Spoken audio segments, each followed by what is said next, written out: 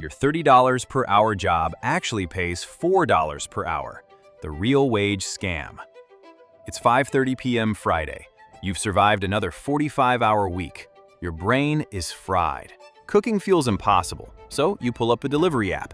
Thai food, pizza, burgers, $45 with tip and fees. You get home, crack open a beer, sink into the couch, and binge a show you don't even like just to turn your brain off. You tell yourself, I earned this. I worked hard all week. But what if I told you that pizza didn't cost $45? What if the delivery, the gas you burned commuting, the work clothes you wore, and the stress that forced you to order food in the first place are all hidden taxes reducing your salary by nearly 70%? You think you're earning $30 an hour, but after we audit your life, the math proves you might be working for less than $4 an hour. I'm Boris, and today we're exposing an accounting fraud, not one committed by corporations, but one you're unknowingly committing against yourself every time you accept a job based on gross salary.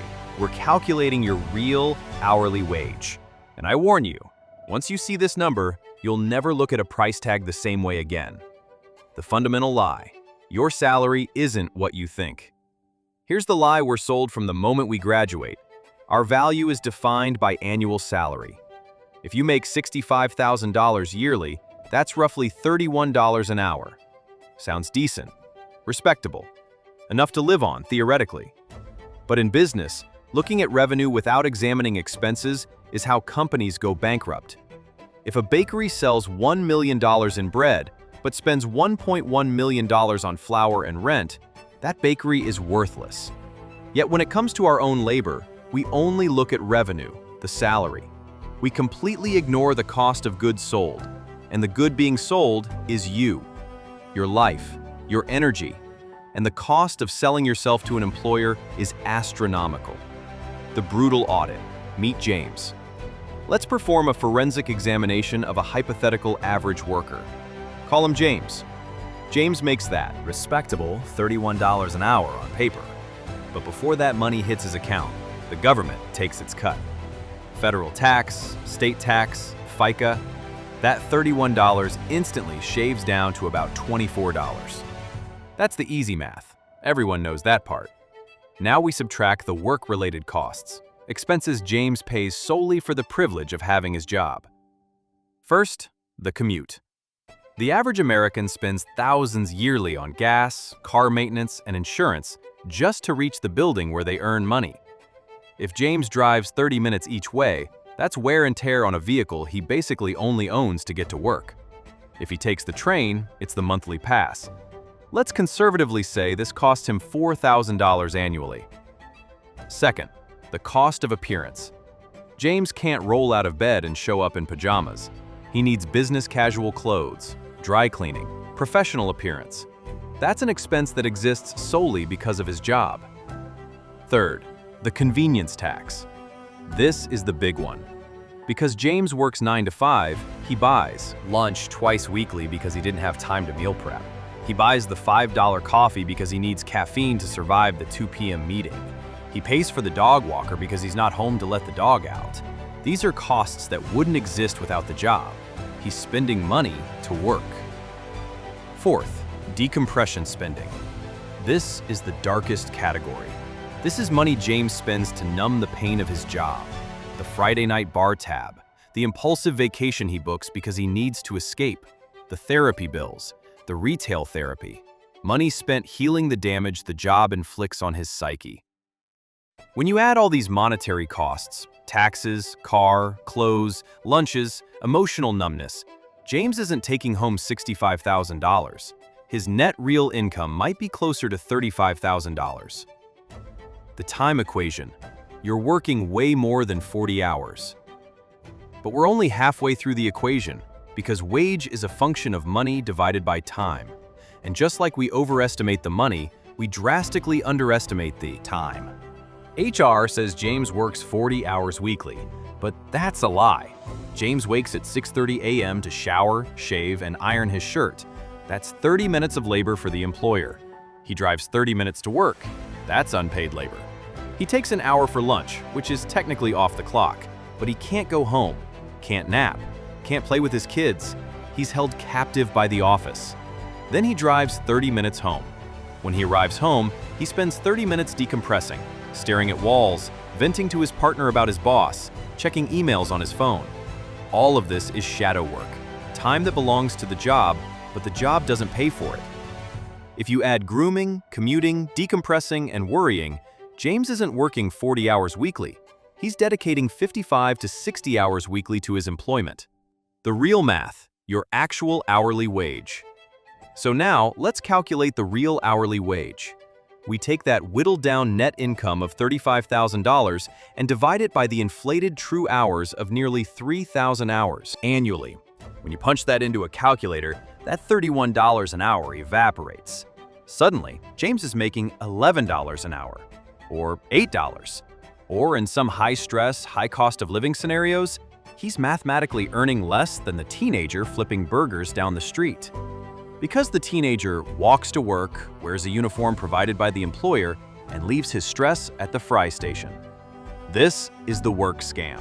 You've been tricked into a high-churn, low-margin business model where you're the product, and you're selling yourself at a loss. Why this math changes everything. I know this sounds depressing. You might be thinking, "Great, Boris, I'm broke and my job sucks. Thanks for the update." But the reason we do this math isn't to depress you, it's to make you angry, and more importantly, to make you efficient. Once you know your real hourly wage, your entire view of consumerism changes. This concept was popularized by the book Your Money or Your Life, and it's the antidote to being broke. Let's say you calculate your real hourly wage at $10 an hour. Now you walk into a store and see new shoes for $100. The price tag says $100, but your brain needs to translate that. That isn't $100, that's 10 hours of your life. 10 hours sitting in traffic, dealing with passive-aggressive emails, missing your family. Is that pair of shoes worth 10 hours of suffering? Suddenly, the answer is almost always no. The golden handcuffs trap. This math exposes the trap of golden handcuffs. We often accept promotions offering more money, but with exponentially higher costs. Say you get promoted to manager. They offer a $10,000 raise. Awesome, right? But now you work late every night, so you order takeout constantly. You need nicer suits. You need a second car because you can't carpool anymore. Your stress levels skyrocket, so you book more expensive vacations. You might actually find your real hourly wage decreases after a promotion. You're processing more money through your bank account, but you're keeping less of it and surrendering more of your life to get it. The compound interest you're drinking. There's also a hidden opportunity cost that's terrifying. When you spend money on work costs, commutes, convenience food, you're robbing your future self of compound interest. That $5 daily coffee because you're too exhausted to brew at home? Over 30 years invested at 7%, that's nearly $200,000. You aren't just drinking coffee, you're drinking your retirement. You're drinking your freedom. The system relies on you being too exhausted to do this math. They want you thinking, I make good money, so you keep signing the lease on the luxury apartment and financing the luxury car, keeping you trapped in the cycle of needing the job to pay for things you bought to tolerate the job. The solution: optimize your real hourly wage. So what's the solution? The answer isn't quit your job tomorrow and live in the woods. We have to be realistic. We have bills. The solution is ruthlessly optimizing your real hourly wage. This becomes your new success metric. Not income, efficiency. Can you negotiate working from home 2 days weekly?